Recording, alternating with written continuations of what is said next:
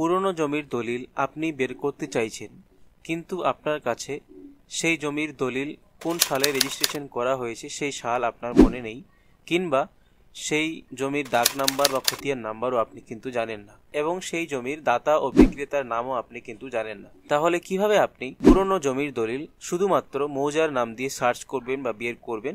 আজকের এই ভিডিওটির মাধ্যমে আমি সেই বিষয়টি আপনাদের সামনে সম্পূর্ণ আলোচনা করব। তো ভিডিওটি স্কিপ না করে সম্পূর্ণ ভিডিওটি দেখার অনুরোধ রইল। তো প্রথমত আপনারা গুগলে গিয়ে টাইপ করবেন ডাব্লিউবি রেজিস্ট্রেশন। ডাব্লিউবি রেজিস্ট্রেশনে যখন ক্লিক করবেন আপনাদের সামনে কিন্তু এইভাবে পেজ চলে আসবে। এখানে প্রথম যে লিঙ্কটা দেখতে পাচ্ছেন এই লিঙ্কটাতে আপনারা ক্লিক করবেন। এই লিঙ্কটাতে ক্লিক করলে কিন্তু আপনাদের সামনে যে হোম পেজ সেই পেজটা কিন্তু ওপেন হবে। এখানে আপনারা তো ই সার্ভিসেস বলে একটা অপশন এখানে দেখতে পারবেন। এর আওতায় অনেকগুলো অপশন পেয়ে যাবেন। জমির দলিল সার্চ করার জন্য দুটো অপশন রয়েছে। প্রথমেই আপনারা দেখতে পাচ্ছেন সার্চিং অফ ডিড, এবং দ্বিতীয়টা হচ্ছে লিগেসি ডিড ভেরিফিকেশন। তো আমরা প্রথম যে অপশন সার্চিং অফ ডিড এই অপশনটাতে ক্লিক করে আমরা প্রথমেই দেখে নেব কোন কোন সালের দলিল আপনারা এখান থেকে ডাউনলোড করতে পারবেন, এবং কোন কোন সালের দলিল আপনারা লিগেসি ডিড ভেরিফিকেশন থেকে ডাউনলোড করতে পারবেন। তো প্রথমে আমরা সার্চিং অফ ডিটে ক্লিক করব। তো সার্চিং অফ ডিটে আপনি যখনই ক্লিক করবেন পরবর্তী অপশন আপনাদের সামনে চলে আসবে। এখানে আমাদেরকে মূলত যেটা করতে হবে সেটা হচ্ছে, যেহেতু আমরা মৌজার নাম দিয়ে সার্চ করব, সেক্ষেত্রে আমরা দ্বিতীয় অপশনটাতে ক্লিক করব, searching by transacted property details এই অপশনে ক্লিক করব। তারপরে দেখবেন আপনাদের সামনে পরবর্তী যে পেজ সেটা ওপেন হবে। এখানে প্রথমত প্রপার্টি ডিস্ট্রিক্ট, কোন ডিস্ট্রিক্টের প্রপার্টি বা দলিল আপনি সার্চ করতে যাচ্ছেন সেই ডিস্ট্রিক্টের নাম আপনি এখান থেকে প্রথমত সিলেক্ট করবেন। দেন আপনি এখান থেকে আপনার যে থানা রয়েছে বা পিএস রয়েছে সেটা সিলেক্ট করবেন। তারপরে এখান থেকে আপনার লোকাল বডি সেটা চলে আসবে, অটোমেটিক গ্রাম পঞ্চায়েত চলে আসবে। এবং এখানে আপনি ইয়ারের জায়গাটাতে যদি আপনার সঠিক সাল মনে না থাকে সেক্ষেত্রে আপনি এই ইয়ারের জায়গাটাতে ফাঁকা দিয়ে দেবেন, বা যে ইয়ারটা এখানে উঠবে সেই ইয়ারটাকে আপনি মুছে দেবেন। তারপরে দেখবেন ডিস্ট্রিক্ট হোয়ার রেজিস্টার, কোন ডিস্ট্রিক্টে আপনার জমিটা রেজিস্টার্ড রয়েছে সেই ডিস্ট্রিক্ট এখান থেকে সিলেক্ট করবেন। তারপরে দেখবেন এখানে দুটো অপশন আপনি পাবেন, রোড ওয়াইজ সার্চ এবং মৌজা ওয়াইজ সার্চ। যেহেতু আমরা মৌজার নাম দিয়ে জমির দলিল বের করব বা তার তথ্য বের করব, সেক্ষেত্রে আমরা মৌজা ওয়াইজ সার্চে ক্লিক করব। যখনই আপনি এখান থেকে মৌজা ওয়াইজ সার্চে ক্লিক করবেন, পাশে দেখবেন এখানে মৌজার নাম দেওয়ার জন্য মৌজার অপশন চলে এসছে। তো আপনি কোন মৌজার জমির দলিল চেক করবেন বা সার্চ করবেন সেটা কিন্তু আপনাকে এখানে দিতে হবে বা সিলেক্ট করতে হবে। তো আপনি আপনার মৌজার নাম এখান থেকে সিলেক্ট করে নেবেন। তারপরে দেখবেন এখান থেকে প্লট নাম্বার, এখানে যেহেতু আপনার দাগ নাম্বার বা প্লট নাম্বার জানা নেই সেক্ষেত্রে আপনি এগুলো ফাঁকা রেখে দিবেন, এবং এখান থেকে আরএস বা এলআর আপনি এখান থেকে সিলেক্ট করবেন।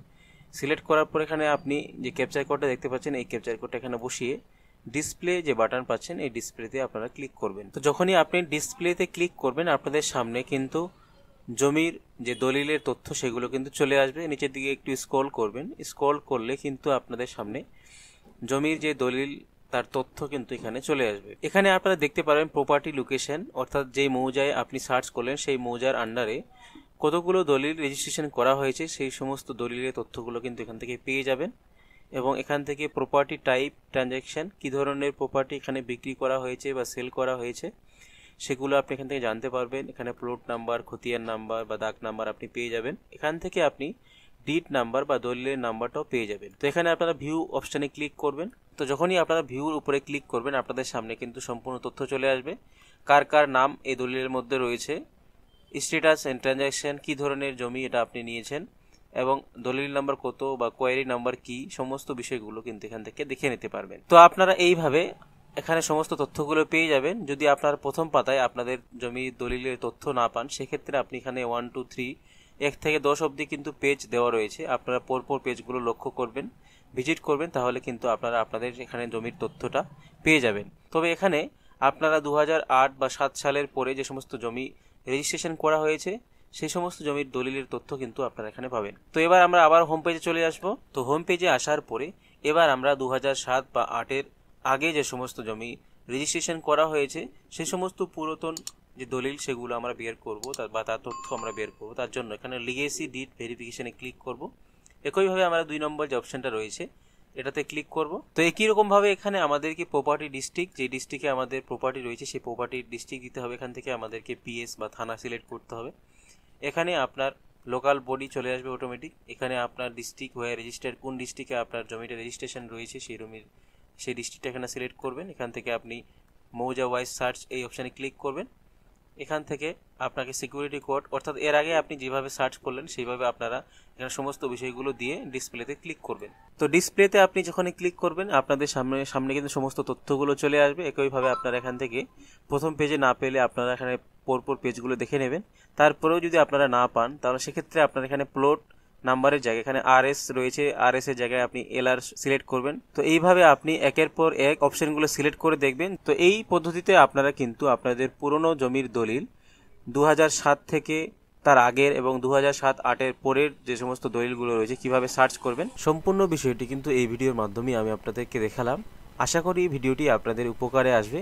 ভিডিওটি ভালো লাগলে অবশ্যই ভিডিওটিতে লাইক দেবেন, বেশি বেশি করে বন্ধুদের সঙ্গে শেয়ার করে তাদেরকে ইনফরমেশন দেওয়ার চেষ্টা করবেন। ভিডিওটি শেষে আপনাদের সামনে ছোট্ট একটা রিকোয়েস্ট, যারা চ্যানেলে নতুন দেখছেন এরকম নিত্য নতুন আপডেট পাওয়ার জন্য চ্যানেলটিকে সাবস্ক্রাইব করে পাশে থাকা বেল আইকনটি প্রেস করে অল নোটিফিকেশনটি ক্লিক করে রাখবেন। সকলে ভালো থাকবেন, সুস্থ থাকবেন।